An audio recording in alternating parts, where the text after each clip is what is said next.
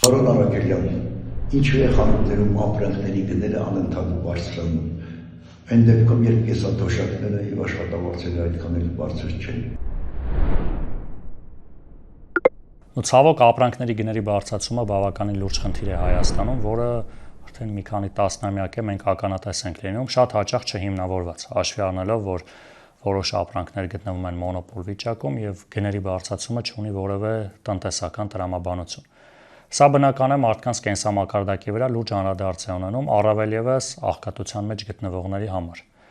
Ընդհանրապես մի շարք երկրներում կան, որ կոչվում է գնաճով ինդեքսավորում, այսինքն գները ինչքան որ բարձրանում են, այդ նույն տրամաբանությամբ նույն չափով պետք է բարձրանան թոշակներն ու աշխատավարձերը։ Սակայն այստեղ մի կարևոր առանձնահատկություն կա։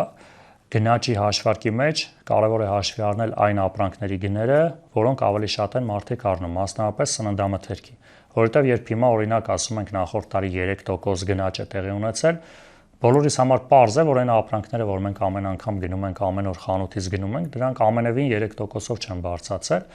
ասենք մի քանի անգամ ավել, եւ նույնիսկ պաշտոնական տվյալներով միայն սննդամթերքի գնաճը կազմել է 5%, նախորդ տարի 10%-ից ավել էր։ Հետևաբար այո,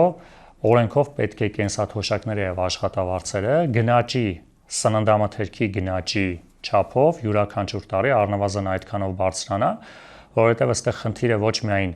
գների բարձրացումն է, այլ ավելի շատ խնդիրը թոշակների եւ աշխատավարձերի ցածր լինելն է, որովհետեւ եթե գները մի փոքր բարձրանում են, բայց դրանից ավել բարձրանում են թոշակներն ու աշխատավարձերը, որևիցե էական խնդիր չկա։